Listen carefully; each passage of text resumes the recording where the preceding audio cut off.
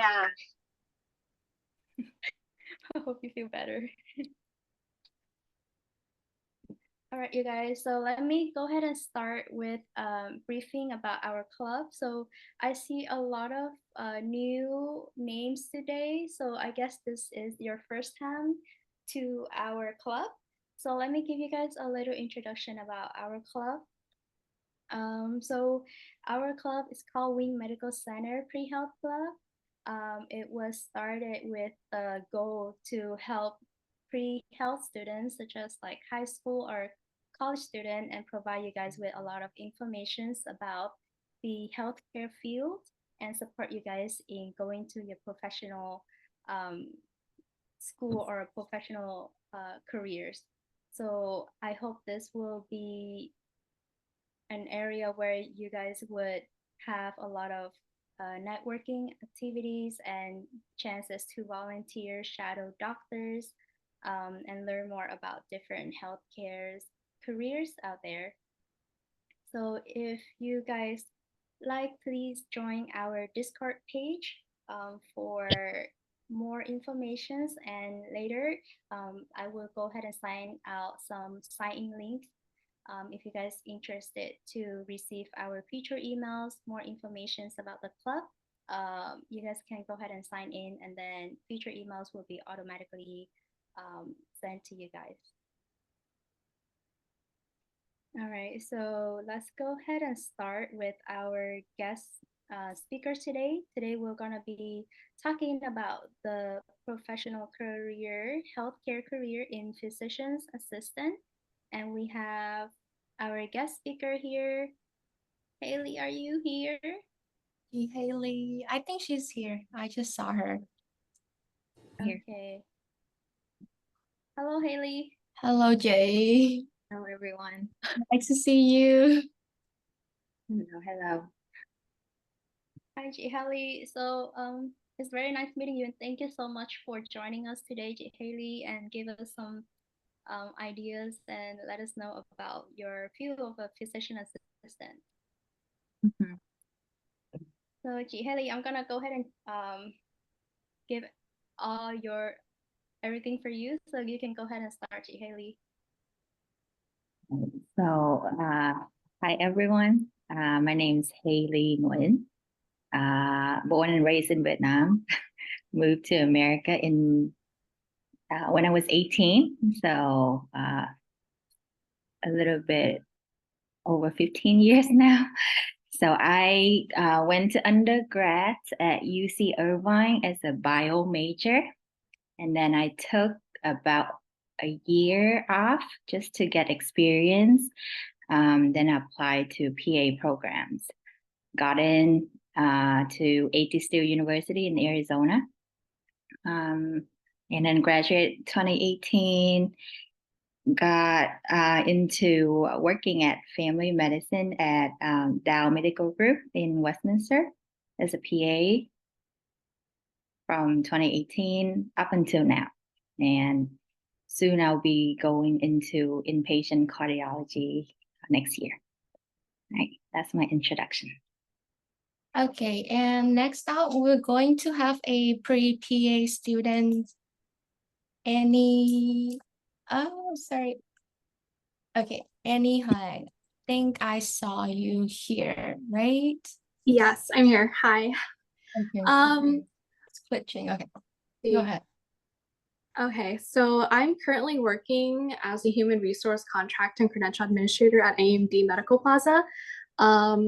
I graduated with my bachelor's degree in health science in 2021. And then since then, I've just been trying to gain more experience and then applying for PA school. I applied my first cycle last year. I got waitlisted, and so then I'm reapplying again this year. Yeah, let's see. I was a medical scribe for 2 years prior to starting as a human resource just recently, about 2 months ago, trying to expand my knowledge in healthcare. So yeah. Okay, so first, I would like you guys to think a little bit who is a physician's assistant and what do they do? So feel free to unmute yourself and speak up.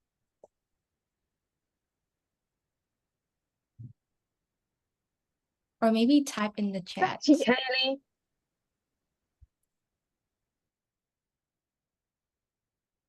I think it's easier to type in the chat, so you guys can go ahead and type in, and then I can read out loud. Okay. Yeah, so I can speak up. I'm gonna volunteer myself. I'm gonna sacrifice Thank you, myself to Jason. you. Yes. sacrifice, Jason. Hi, Ji Haley. I was born and raised in Vietnam as well. I moved here 3 years ago, and I think a physician assistant is gonna be a physician extender. They're gonna help with taking care of patients, and they work under supervision of a physicians as in a team, and they can help with so many tasks like diagnose and treat patients, prescribe medications, and in the OR, they can help to assist the physicians with surgery as well. And so usually sometimes when the patients come into the clinic, they might see the PA for a follow-up. And yeah, so like in general, they work as a team to deliver better patient care and help the physicians. Yeah, you got most of it right.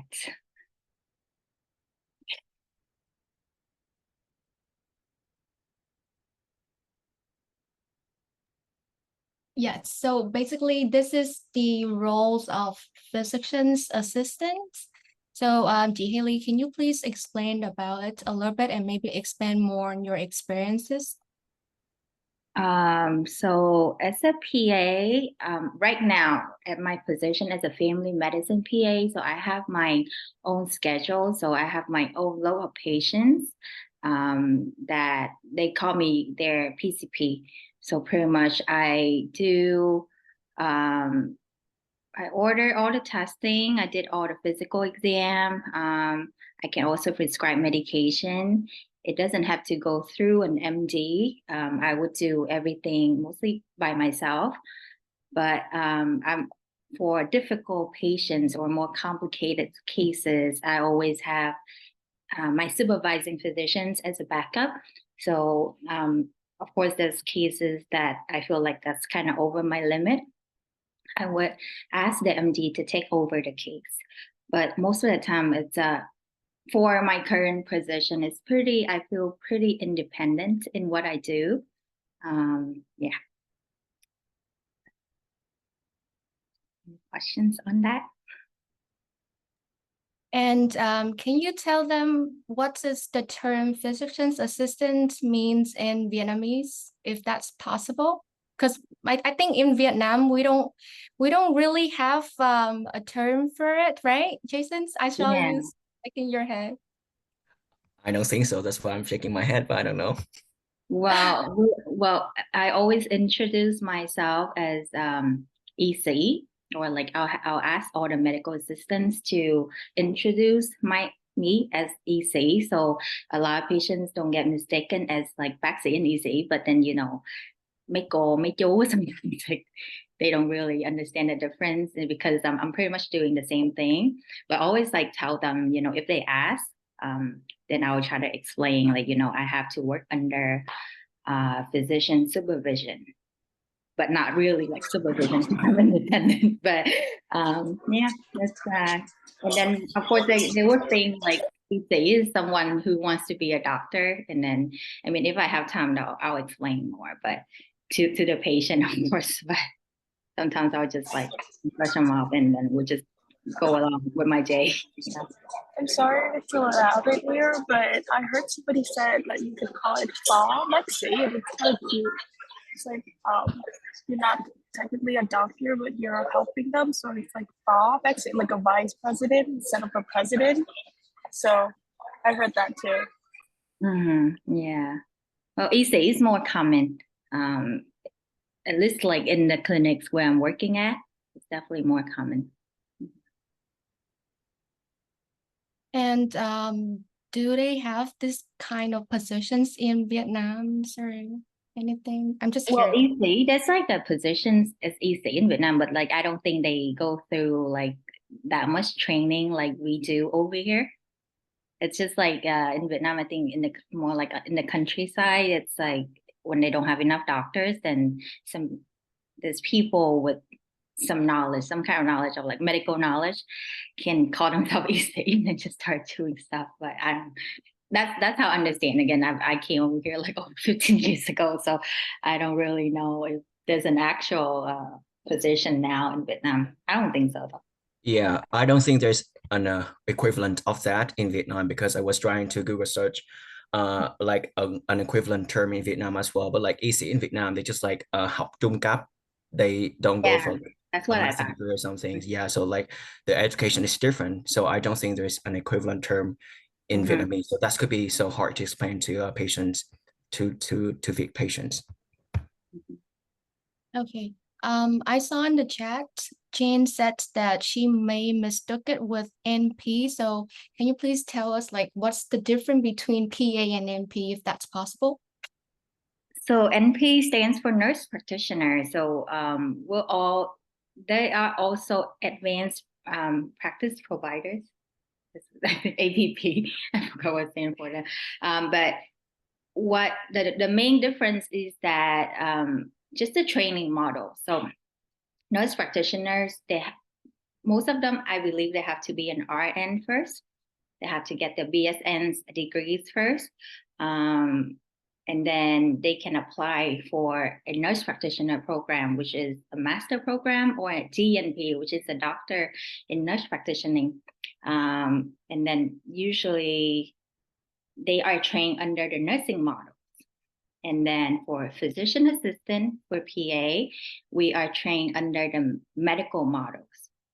So just going back to the origin of the profession. So the PA professions came out around like the World War period. So around over, just like I think, just over 50 years ago, when they were when there was like a shortage of doctors. So they kind of pull out a group of like paramedics, emergency group, and then they'll just like quick training using like the medical model. So they train like an MDs, but like very short, very quick, just so that we can do the PAs can do most of the stuff that MDs can do. That's all. I see. Thank you so much. Okay. Haley, I do have one may I question. ask you questions? Oh, Yes, go yes. ahead, Jane. Oops. Oh, I was asking if PA is freely to switch specialty if they want, or they are restricted to just one physician for a long time. We can switch specialty. That's why I'm going into cardiology after 5 years in family medicine. As long as you are able to find someone who's willing to train you, of course, right? But that's like one big plus for me, like why I decided to be a PA instead of like other professions, because I feel like I'll get bored doing the same thing over time, over and over. So being PA, that would be like a great plus for anyone who likes to like just switch around to learn a little bit more about everything. PA Haley, have you ever had like experience where your patient refused to see you? If so, like what did you do in that situation? Well, usually for those, like I can sense right away, like, because sometimes when the medical assistants room the patient, I can hear the stories outside. And then if I feel like they expecting to see an MD, I wouldn't even walk into the room, and I would ask like the staff to just offer different appointments. But most of the time, once I'm ready in the room, like they're okay, because I'm trying to explain. I'm treating them like I'm trying to help them, of course, like once in a while you run into patients that would look down on you, but normally I don't take it personally, just because I have other patients waiting to see me too, and then cannot make an appointment to come and see me, right? So I wouldn't let like one or two people make me upset, so I'm okay.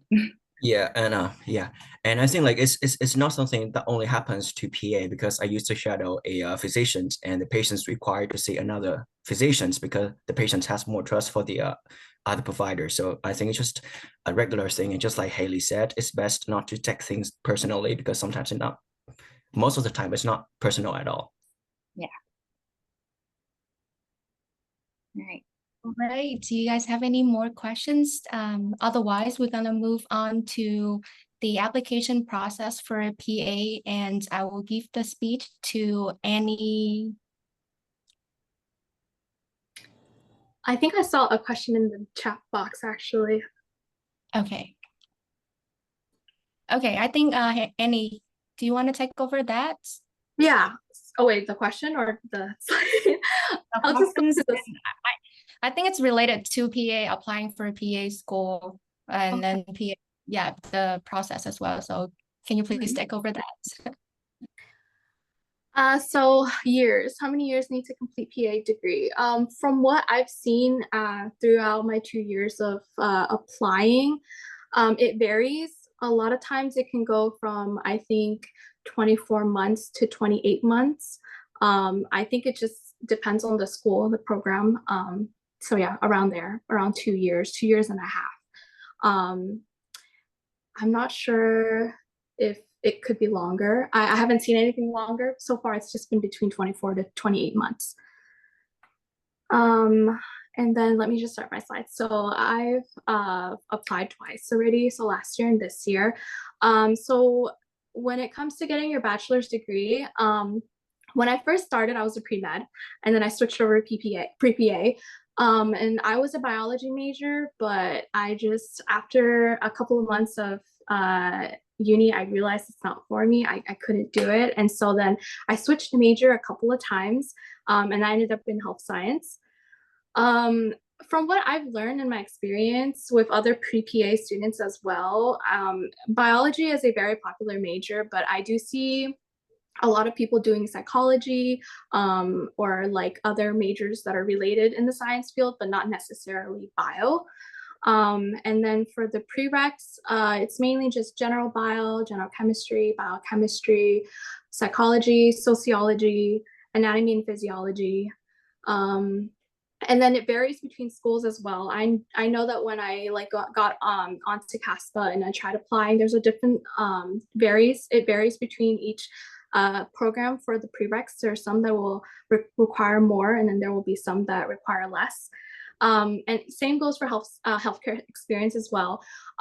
What I did is I usually just look up the admission requirements, which should have kind of what prereqs you'll need. And then on top of that, it'll let you know how many hours you'll need.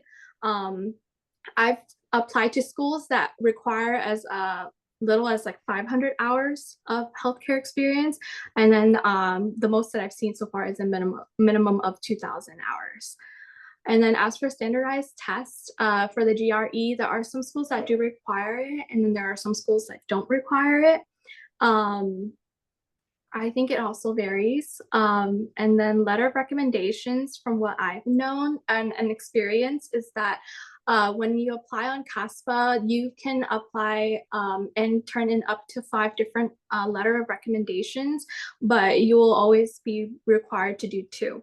Or 2 or 3, I think. I think it's 3 actually.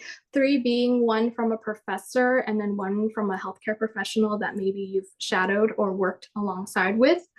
And then the other one can be optional, either one. And then as for the personal statement, I believe it is a maximum of 5,000 characters. And it's the main question that I get, it's like the only prompt that there is that why do you want to become a PA? And so yeah, that's pretty much the process of applying for PA. I didn't realize how much it varies until you actually start applying and you realize there's different schools that require different things. But I think using CASPA, it's such a great tool for us to apply for PA school, because it really like kind of caters to each of the program, the ones that you decide to choose to apply to. It's a very great tool to use to apply for PA school.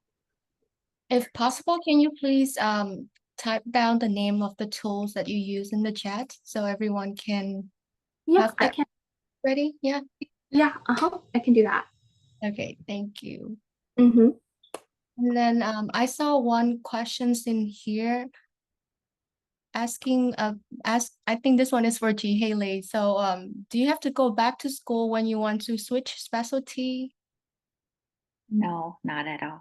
Like I said earlier, as long as you find someone like an MD or a DO who's willing to train. As long as they're willing to train, you're okay. You don't have to go back to do anything else. You don't have to like retake the test for like a specific specialty. You just take like a general test to become a PA, and then like recertifications every 10 years, no matter how like many specialty you change into, you know. Okay.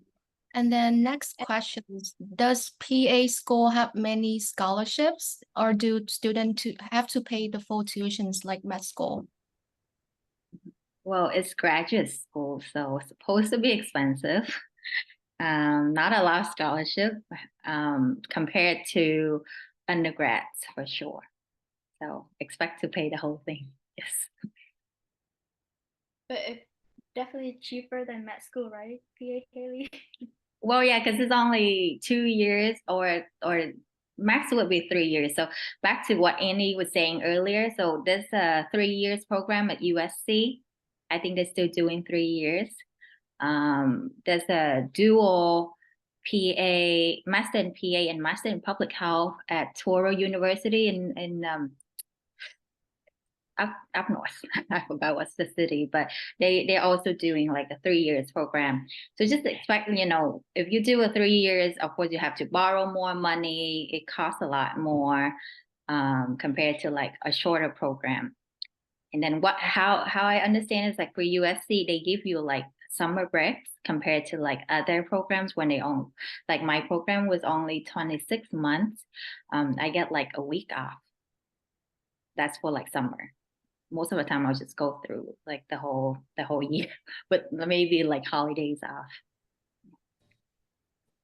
And then after the first 2 years of the school, did you have to go to like fellowship or residencies? There's options. You can go to do fellowship, and then of course you accept like a lower pay, but then you are trained a lot more. Especially, I know there's a lot of fellowship for emergency, if anyone wants to do that, for like just inpatient orthopedic surgery, those kind of things. It's available, but you don't have to go through it to get hired. But it's available for anyone. So Okay. Annie, what did you do as a healthcare for the healthcare experience? What was your healthcare experience? So I was a medical scribe. So it was, I think after I graduated in June, I started scribing for a family practice in Orange County here in August. It was rough. It was so hard. Like, you know, going to school and learning all these medical terminology from A&P, from biology, from like all this, it's like completely different when you actually have to apply it into like, you know, work. But I spent a year at that family practice working as a medical scribe, and then I moved to a different practice at AMD Medical Plaza. So then I continued scribing for another year. So I've accumulated probably about like 2,600, 2,800 hours of scribing. Yeah. And can you share a bit about your preparation process for getting all of the documents and maybe necessary informations to apply for a PA school? Like, what do you do that time? What's the time range that you would recommend other students to be prepared ahead? I would say probably January. I would say because I think if I'm correct, I think applications opens, I think in April or May around there. And so then I think beforehand, a couple of months, I would definitely start working on collecting letter of recommendations. I would also, because CASPA, it's a tool that kind of connects you to different programs, but when you go into there, there's going to be different sections that you have to fill out. So certain schools, on top of just the CASPA application, it's like the CASPA application is almost like a messenger, and it acts where it'll send it to that specific program, but each program may have a supplemental application. So like on top of the application that you have to fill out for CASPA, maybe like Loma Linda versus like Western. So Loma Linda will always have supplemental application, which consists of 4 additional questions that you have to fill out. And it's going to be like a good 2 or 3 paragraphs of answering that you have to do for each of those questions. While Western University won't have that supplemental application. So you don't have to like fill out extra questions. I would say like when you have to think about those answers, it does take time. So those are the things that I would work on probably prior to the application cycle opening. And I'll also work on my personal statement as well. I had to get that like revised multiple times. So I would suggest giving yourself some room to like, work on it and revise on it. And then when it comes to, let me see what else is there. Oh yeah, so then you also have to get like I'm trying to think how is that. You'll have to get evaluations from your healthcare professional that you either shadow or you work with. If I recall correctly, you usually fill out that part where you answer like, oh, if you followed an MD for shadowing or you work as a medical scribe along with this doctor or NP or a PA, then you'll have to have them like the CASPA will send them like a separate survey that they have to fill out. And then they'll just be like evaluating you. So you'll have to give some time for that too as well. That's mainly it. But honestly, CASPA is such a great tool because it really basically it has everything in there and you just have to go step by step through it. And it's pretty self-explanatory. But yeah, maybe a couple months before the cycle opens and then you try to like send it in as soon as possible because a lot of the programs, they're on rolling admissions. So the sooner you send in your application, the sooner they're going to look at it and then, you have a higher chance of getting in. So it's really important. Timing is extremely important when it comes to applying for PA school. Okay, so Haley, I also heard that there are some pre-BA students are actually shadowing you, right? And you also write them some letter of rec. So can you please share about some of those experience? Like what step you take for, what are you helping them? What is the process that you're helping with? Well, I think most pre-PA students shadow me because they need their hours. And well, usually I try to help them see if it's the right profession that they really want to go into. Of course, because it's you're gonna be a PA for your whole life, right? Hopefully you'll have to switch to a different job, right? So I actually for my students I tend to go over like interviewing process with them because most of them are pretty good with like applying already. Like they know the application process, they know how to write like a personal statement. Sometimes even like they help me write their own like letter of recommendations, and I would just like change what I think is correct for that student. But I mean, most of the most important thing is I want the student to see if this is really what they want to do. Because you won't be able to make a decision change later on, pretty much, once you set. Because, going into PA school is very expensive. You have most of us probably have to take out loans to go through that, right? So just want to make sure everyone doesn't regret their decision. Okay, so moving on with the most scary process, which is interviewing. So I know that this is a little intimidating for any one of us, even for myself, a pre-med student. So Haley and Andy, if you guys have any interviewing tips or any things that you guys can give to students to be fully prepared for this, please share with us. Well, for me, it's been so long, but I just remember being myself, to be honest. And then again, for me, most important thing is you have to apply early because later on, when they read like the same application over and over, then you're not gonna be easy remember.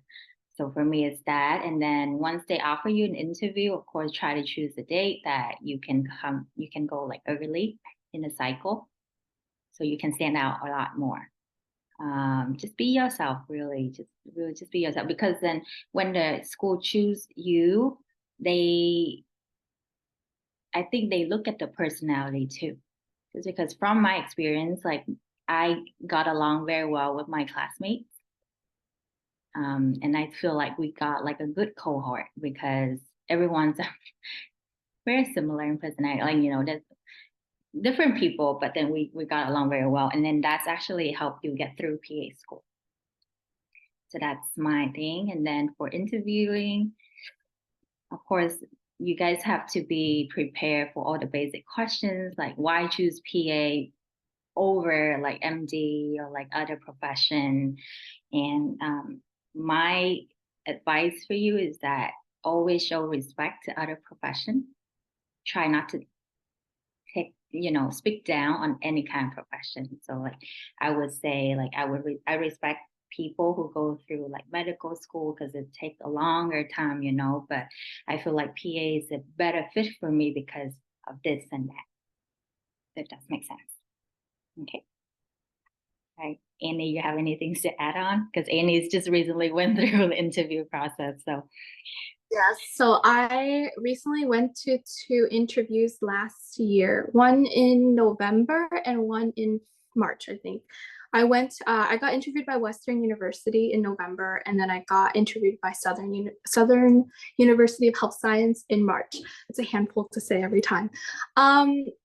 My experience with both interviews, the first one, it was about an hour long. I think it was 6 questions. If they're both online, 6 questions, and then I had like 3 different people interview me, 2 questions per individual.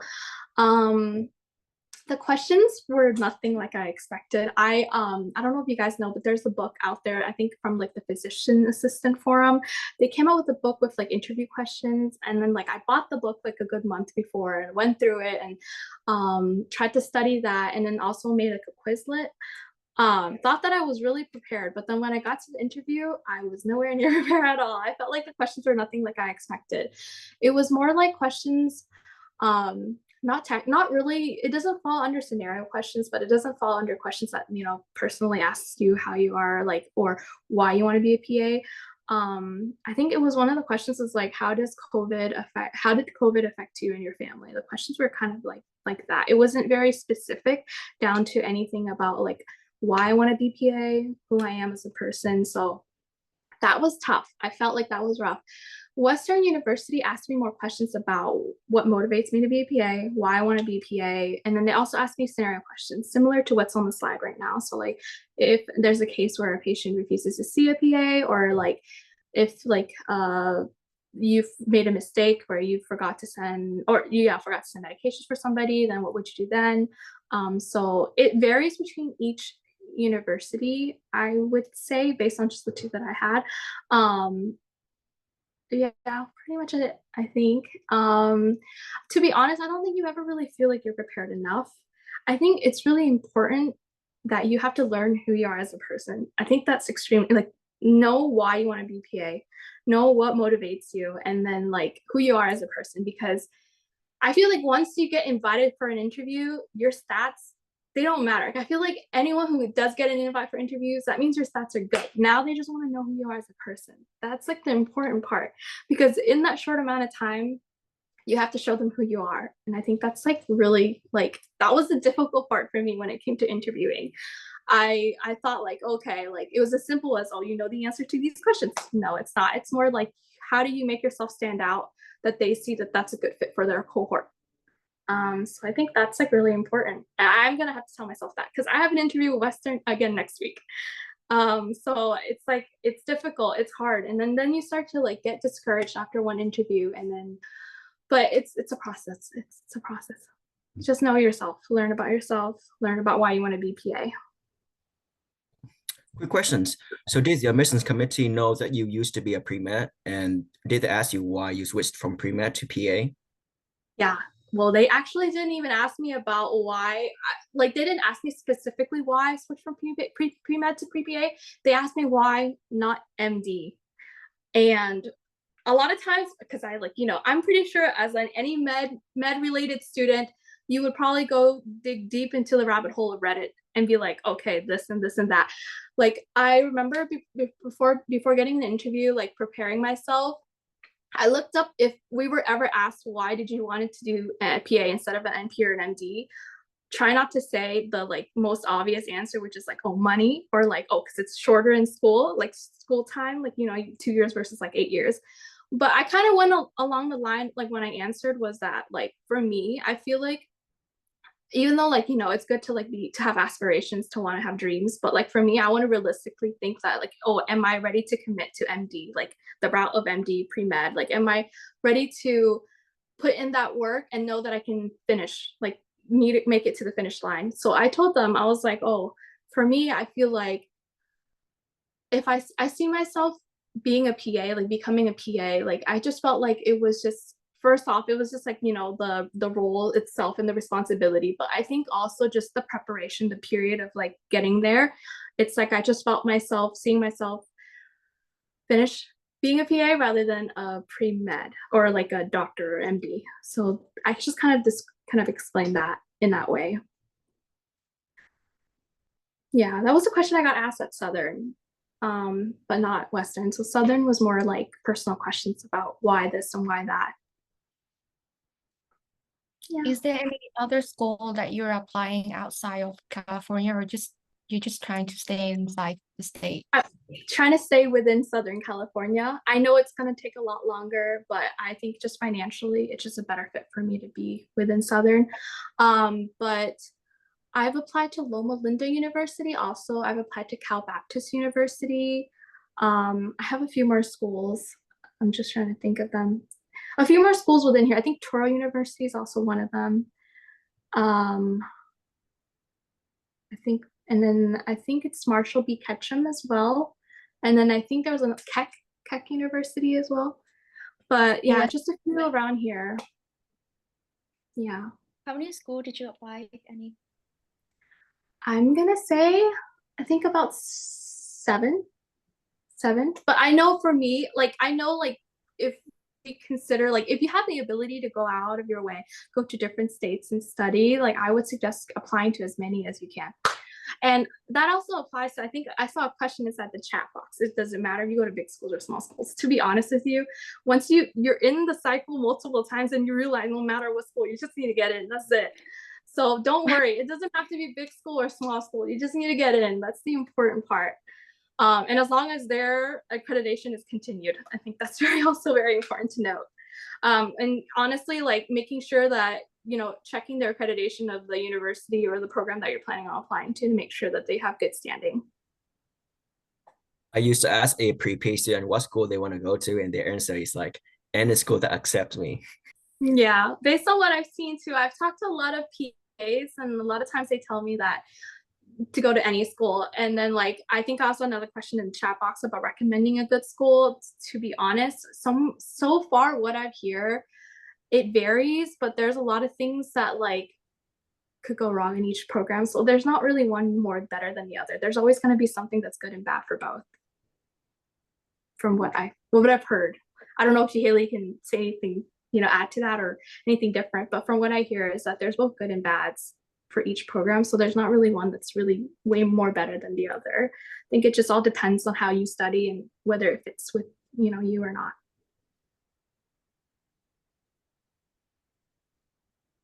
Yeah, Haley, do you? Sorry, go ahead. But I Go ahead. heard about being a PA. There's like some people like saying it's physician associate versus a physician assistant. What is your standpoint on that? I don't really care, to be honest. For me, like for me personally, just because I care more about what I can do, or like how I can help my patients. So for me, like that's not important, but I know like for other PAs, some PAs they care a lot about the names. And then because for physician assistant, like a lot of people mistake us as medical assistant. Unless we wear like a white coat and then we're walking and start like talking to the patient, But again, like from my standpoint, I'm okay with either names. Yeah. But as far as I know, like the professional organization of PA just changed the name to Physician Associate, right? Like last year, 2 years ago or something. Yeah. It's they got approved, but then we're just so used to like calling ourselves physician assistant. But yeah, it's been the same thing. We're doing the same thing. Doesn't matter like what name we change into. And how was your interviewing process back when the day that you applied, Haley? Well, I remember the most about the school that I applied, that I got in, because they actually called me the next day. So I didn't have to wait for like a long time. So I applied, I submitted everything in June, which is considered early in the cycle. Got my interview in September and then accepted like the next day. So for my interview with that school, I actually had like I think about like a 5 minutes to sit down talking to the chair of the department. That's actually very helpful because then literally like he just told me, just tell me about yourself. Like he doesn't really question me anything. He just wanted me to talk about myself for 5 minutes. And then I also had like a kind of like a group project or something. Like they gave like some problems and they want to see us like interact with other applicants. So no one try to like stand out too much. I mean, for me, like my personality, I don't want to be like the center of attention. So I never like try to like stand out. I just try to work with people. So I think that's what's helpful. And then I had like an interview with 2 faculty members. And then of course they asked me like all the basic questions like why PA and not like MD. And because the school was in Arizona, so they asked me like if it was okay, to be away from my family. Yeah, that pretty much that was like the whole day. Like it's like almost like a 6 hours interview day. I also went to like other interviews. So I also did Western. Didn't really like the way they interviewed me just because I felt like they didn't try to get to know me at all. Same with UC Davis. Again, like this is from like way back, okay, 2014. So I don't know how they're doing now, but back then it's also like you got like 1 minute stand up and then talk about yourself like in front of like 20 different applicants. And then they only like give you like projects to do. I also did interview at Samuel Merritt University in Oakland. That school was good, but again, the interview I remember it was hard because they asked a lot of like moral questions, like, the scenario questions that as a pre-PA at the time, like I couldn't make any decision. So it wasn't helpful. I didn't get into those schools. But yeah. Were there like a different type of interviews? Yeah. Like I said, so a lot of schools, some school like ATC University, they try to get to know you. And then other school like UC Davis, they interview a lot of people, like a lot. Like on the interview day, that's probably like over. I felt like it was like over 100 people, And then we were supposed to take the same class as all the nurse practitioner too. So it was just too many people. And you already get like the bad feeling, from like being surrounded by too many applicants, there's very low chance that you would stand out. Yeah, that's how I can remember. That's all I remember for now. So based on, sorry, go ahead. No, go ahead. Use first. No, you go ahead. Okay. So I have one question. So you don't have to answer if you don't feel comfortable. So right now, I know that like there's a very strong push for independent practice for NP, and it only happens in certain states. But what do you think, like the possible effect that might have on PA? Because for a hospital, if they can hire an NP and like just let them practice independently, but for a PA, they need a physicians to supervise a PA, so that might affect like the job prospect of PA in the future. So what is your opinion about that?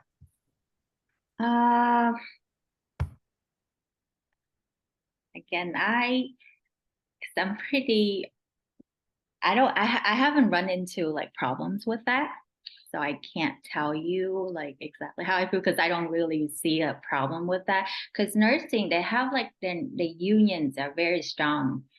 You know, they're able to do, they push a lot of laws, you know, even it's just like as an NP, you know, they don't have a lot of like requirements like we do, like how a supervising physician has to be on the name of the supervising physician doesn't have to be on like the prescription copy compared to like PA, we have to have that on the prescriptions. But again, like I don't have a problem with that for now, just because like when I want to switch up, I can still switch. Like, you know, it wasn't like it wasn't difficult at all to like to get like a different job offer from like being a family medicine PA. So I can't really answer your questions. It's okay, no worries. Yeah, Mhm. thank you. Mhm. So there is some questions in the chat for you, Haley. So a lot of people say that PA is under a doctor and doesn't always make the full decisions on what they do. And have you ever been in the positions of having different opinions with an MD, and how do you deal with it? Okay, so as a family medicine PA, like I said, I feel pretty independent in general. And then if I go ask the MD a question, usually I don't know the answer to it. And then that would help me make the decision. But most of the time, we don't have any like clashes, like what we decide to do for the patient. So that's okay. But then I know like for my future job, the cardiology jobs that I'm going into, because I'm very new to the field, pretty much all my decision has to get an okay, you know, until, you know, at least like the MD is actually comfortable with me working on my own. So it's really depending on like the field that you go into, and then how family medicine is probably like the most independent or urgent care. Those are like very, as a PA, you're pretty independent in those fields, but like other specialties, especially for me, like inpatient cardiologies, you deal with very sick patients. I would have to go through my MDs for all of the decisions. And I don't mind that at all, you know, that's like part of learning too. Haley, why So did you decide to switch to cardio? I just want to, you know, as a PA, you know, that's a plus, right? Like you gotta try to explore as much as you can, especially when I'm still consider myself pretty young. I can still learn a little bit more. So I like to go into a different specialty. Because when I get a little bit older, it's you just like to stay at one place, you know, you like to be a little bit stable. But yeah. And one of my preceptors said that staying at one place for 5 years, he thinks that you would learn most of the things that you need to learn when you stay at one place for 5 years. Yeah. But I know a lot of PAs just jump job like every 2 years. That's very common too. That's a very great advantage of being a PA because like you can switch specialty anytime you want. For physician, you have to make up that decisions when you're in medical school because you're gonna commit 3 to 7 years of residency in a specialty. So that's something that need to be considered. Mhm. And do you still recommend family doctor, Haley? Family care? Sorry. Yeah. Just because as a PA, you are trained as a general practitioner. So I always like advise people when they get out, like working in family med is probably a good way to start, just because you get to do pretty much everything, you know a little bit about everything, and then after that, then you realize what field you want to go into, compared to like other new grads. If they choose to go into specialty right away, again, once like the recertifications test is due, then you know you have to like relearn a lot of things, right? And then I feel like once you go into a specialty, it's kind of like hard to like switch to like a different one, like derm, you know, like allergy, like those kind of specialty. You just focus on one body part. It's hard to kind of like go back and then look at like the whole body. I see. Mhm. So, does anyone have any other questions? Annie, what did you do to prepare for your upcoming interview? Well, I just got my invitation to interview like literally yesterday. They only gave me a week Wow. to prepare, and so I'm like, I haven't even. I'm to be honest, I haven't even. But you know, I'd be laying down in bed and I couldn't even sleep, so I'd be running questions through my head and just like answering them myself. But I'm probably going to look through my Quizlet again, and then just like every day do a little bit of it, and on the weekend really like go ham at it, and then just probably just go through the questions.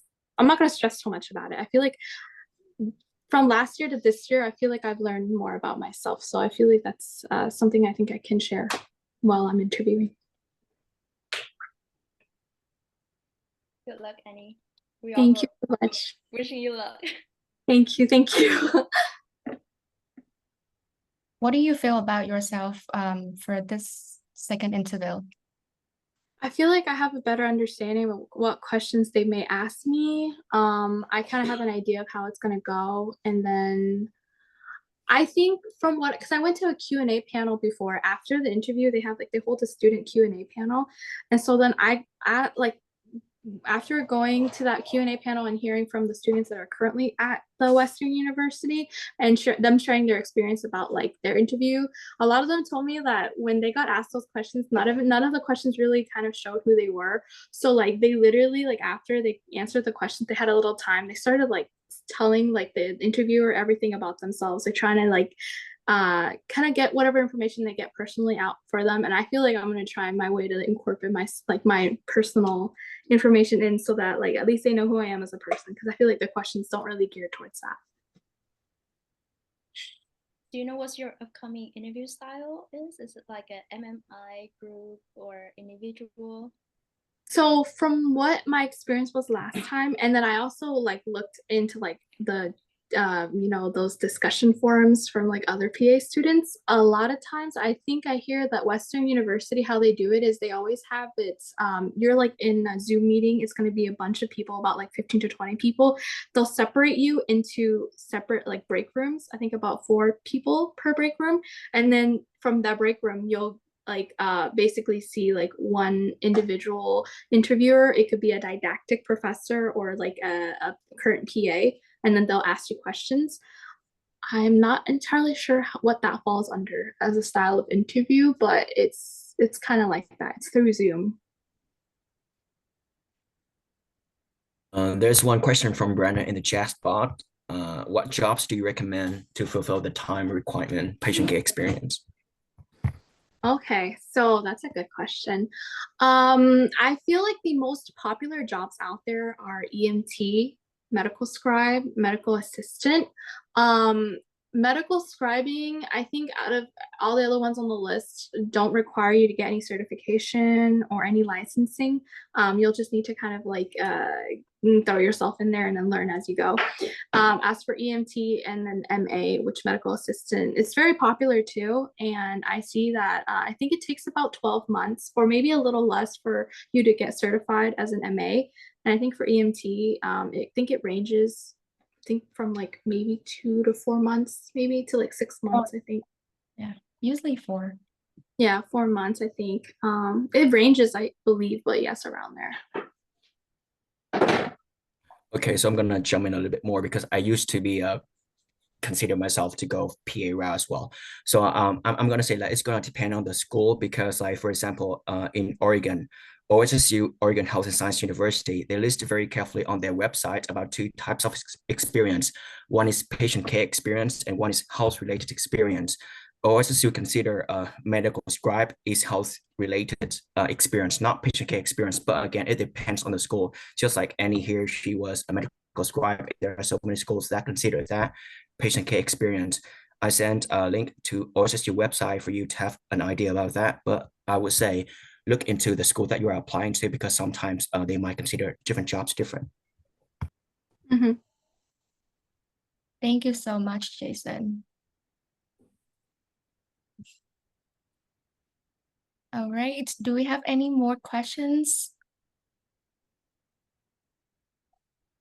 Now is the time unmute yourself. Speak up. I want to ask you, Haley, what was the most challenging thing that you met during your time in TA school? For me, I think I kind of like went into like a meltdown halfway of my first year.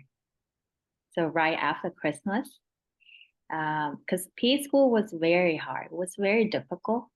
So, and then I went to Arizona, I actually just rented an apartment and lived by myself. And then had to like start cooking and like do all like the housework, pretty much like no help from parents, right? So after I came back home for Christmas, and then I had to went back to school like right away. It's literally start like right after New Year. Um, it was just hard, because then you felt like I don't know, I couldn't like really focus, and then my anxiety was up just because it was just hard. And I actually cried with my mentor, and then she told me, like one of the faculty members, she told me that PA school is probably the most difficult thing that you do in your life. And then if you can overcome that, you can overcome a lot of other things. So I always like try to remember that. And yeah, I finally got through PA school, and then now every time like I run into like some obstacle, I would try to think back when I like during the time that I was by myself, going to school just by myself. So yeah, it's a good experience though. Just don't want to experience it again. Just so you know. Yeah. Okay, so to wrap up, can you and Annie give us any last advice or any important advice? Well, I think if you have your mind set on what you want to do, you accomplish it in the end, as long as you try your best. I also didn't get in like the first cycle, and then I took like a year off just to get like hours, and I got in. So it will happen. It is hard, but then once you get there, you appreciate everything you've done before that to get there. And for any advice for upcoming applied students? Yes. Let's see. It's gonna be the most discouraging thing you'll ever experience. It's terrible. But I think, to be honest, it's not a matter of if it's not a matter of whether if you'll get in. It's more of when you'll get in. I think that's the most important part. Like for me, it took me a lot to accept the fact that it's gonna take me a long time, and I might feel like I'm in a slump. But to be honest, after like speaking to a lot of different PAs and then looking at forums, I think for us right now it may seem like such a struggle to get into PA school, but I think once we get into PA school, it's nothing compared to PA school itself actually. So we just got to really hang on. Just like what you Haley said, it's gonna be a very long road, but we'll get there as long as you put your mind to it and you have that mindset that you're willing to persevere through it. So yeah, I think that's what's important. Thank you. Thank you, Haley, and thank you, Annie, for coming to our club today.